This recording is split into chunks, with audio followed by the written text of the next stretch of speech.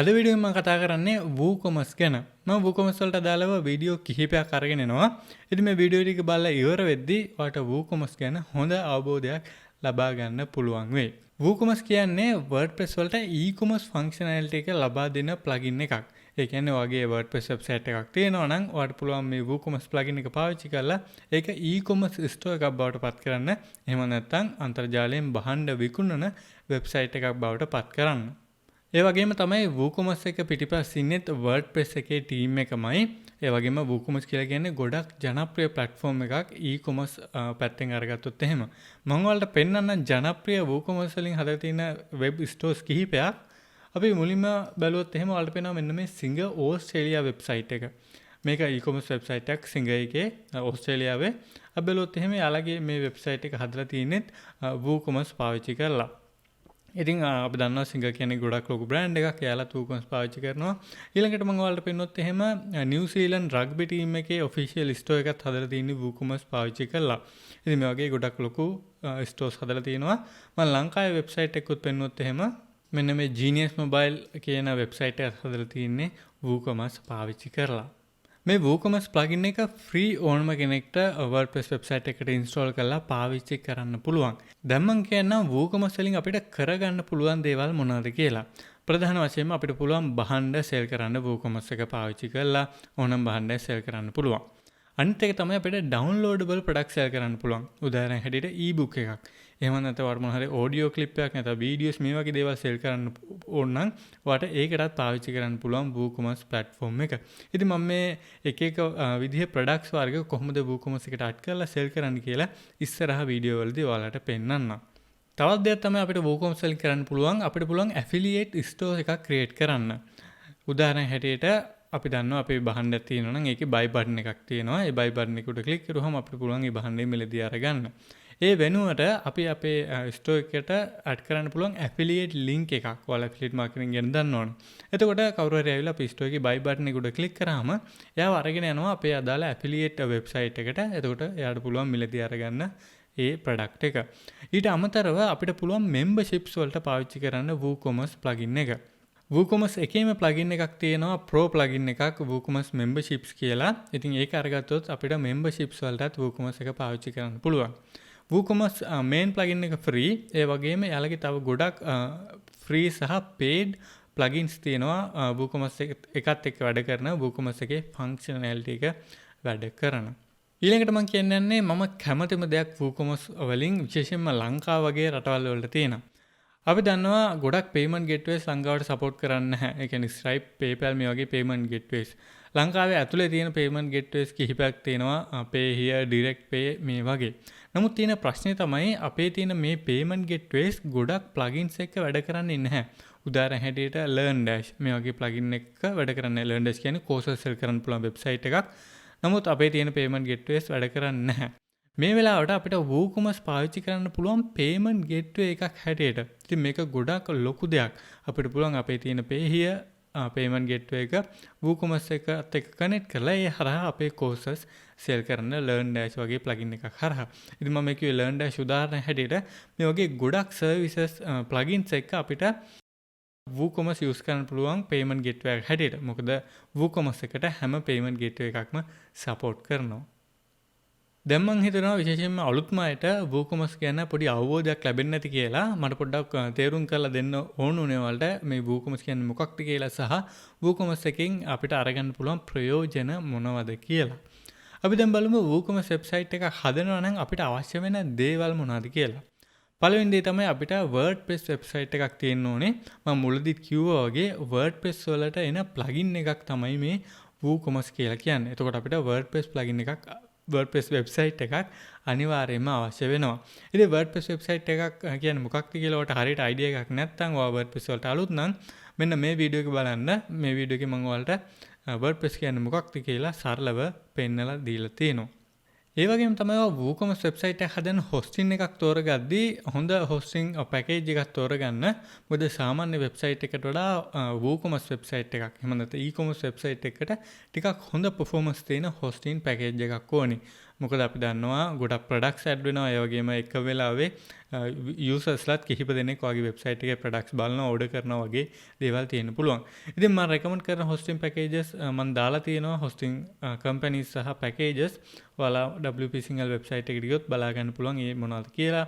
ඒ වගේම ඊට අදාළ හැම කම්පැනි එකකට අදාළවම වීඩියෝ එකකුත් දාලා තිනවා. දකුණු පැත්තේ ඔය ක්ලික් කරොත් ඒකට අදාළ වීඩියෝස් වලට යන්න පුළුවන්. මම දැන් හොස්ටිංග් එකේ පෙන්නුවොත් එහෙම ඔයාලට පෙන්වන යාලගේ පැකේජස් කිහිපයක් තියෙනවා. ඉතින් මම මෙන්න මේ බිස්නස් WordPress කියන එක රෙකමන්ඩ් කරනවා e-commerce වෙබ්සයිට් එකක් හදනවා නම්. නැතු සාමාන්‍ය වෙබ්සයිට් එකක් කරනවා ඔයාලට ස්ටාර්ට් පැකේජ් එකත් එක්ක යන්න පුළුවන්. e-commerce වෙබ්සයිට් එකක් නම් මම රෙකමන්ඩ් කරනවා බිස්නස් පැකේජ් එක. මේ වගේ හොස්ටින් පැකේජ් එකක් තෝරගදී ටිකක් හොඳ පැකේජ් එකක් තෝරගන්න WordPress සහ WooCommerce ඉන්ස්ටෝල් කරලා e-commerce වෙබ්සයිට් එකක් නම් හදන්නේ. එහෙනම් දැන් ඔයා දන්නවට WordPress වෙබ්සයිට් එකක් ඕනි කියලා. මම දැන් ඉන්නේ WordPress dashboard එකක අලුතෙන් WordPress install කරපු. මම WooCommerce plugin එක install කරන්න යන කලින් ඔයාලට themes ගැන ටිකක් කියන්නම්. අපි e-commerce වෙබ්සයිට් එකක් හදද්දී e-commerce එකකට ගැලපෙන theme එකක් පාවිච්චි කරන එක වඩාත් සුදුසුයි. ඕනම theme එකක් එක්ක WooCommerce වැඩ කරනවා කිසිම ප්‍රශ්නයක් නැහැ. ඔයාලට install කරලා වැඩ ගන්න පුළුවන් functions හැම දෙයක්ම වැඩ කරනවා. නමුත් අර e-commerce look එක එන හොඳ ඒ ඩිසයින් එකක් තියෙන theme එකක් තෝරගත්තොත් ඔයාලට හොඳ ආකර්ෂණයක් අරගන්න පුළුවන්. ඔයාලට free වගේම paid theme එකක් පාවිච්චි කරන්න පුළුවන් WooCommerce එක.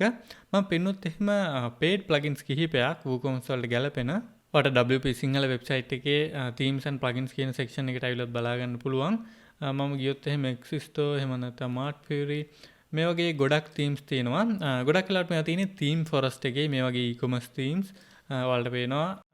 ගොඩක් තියෙනවා. ඉතින් ඔයාලට පුළුවන් මේ live preview කියන එකට ගිහිල්ලා demo එකක් බලන්න කොහොමද මේ වලින් වැඩ කරන්න කියලා.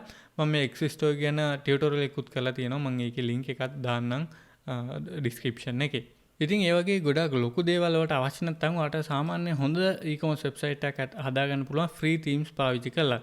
මෙන්න මේක හදලා තියෙන්නේ Astra theme එක පාවිච්චි කරලා. ඔයාලට පේනවා හොඳ look එකක් තියෙන professional look එකක් තියෙන මේක වෙබ්සයිට් එකක් e-commerce වෙබ්සයිට් එකක්. නමුත් මේක හදලා තින්නේ free Astra කියන theme එක පාවිච්චි කරලා.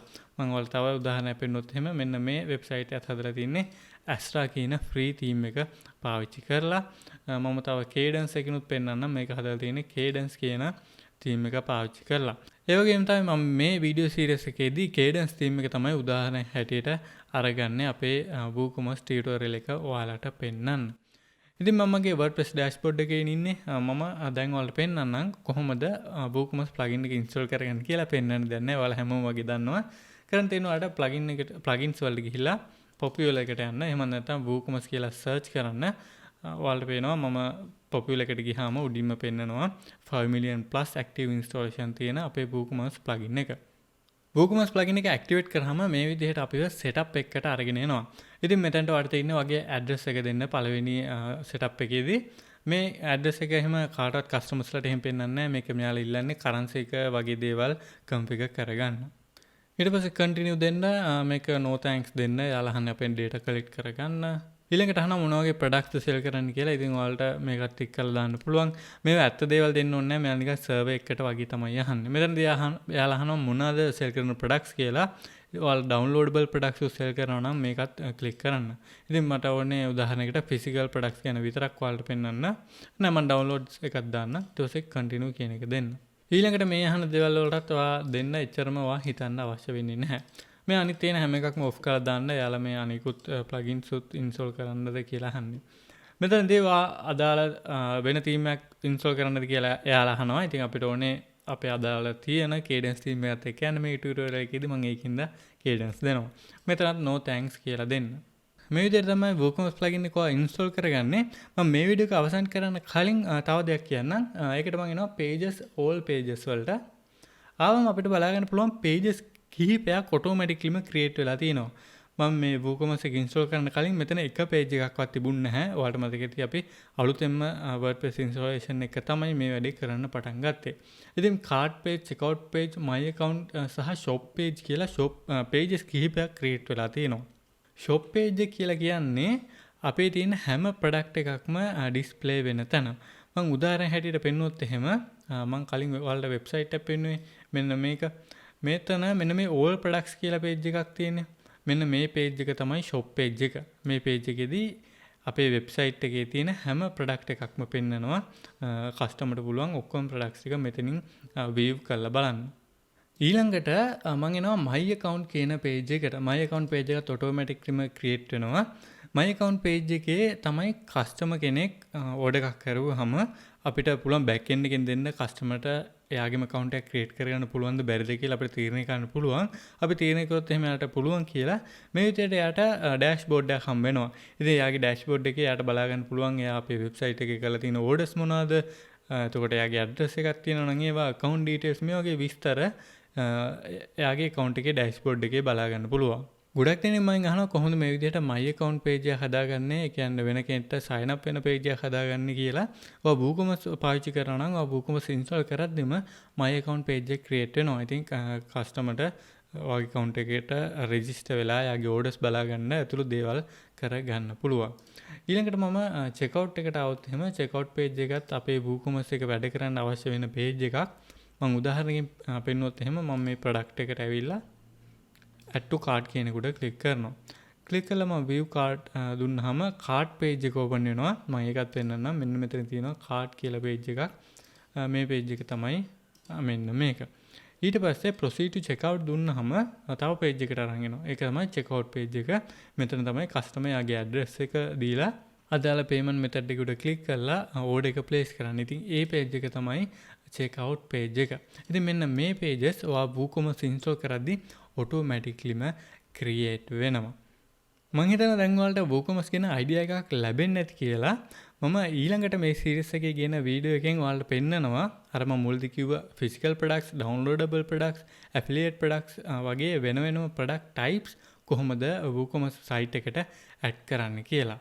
ඉතින් මේ වීඩියෝස් මම දැම්මහම ඔයාලට මඟ හරගන්න තෝ බලන්න channel එක subscribe කරලා notification on කරලා තියාගන්න අමතක කරන්න එපා.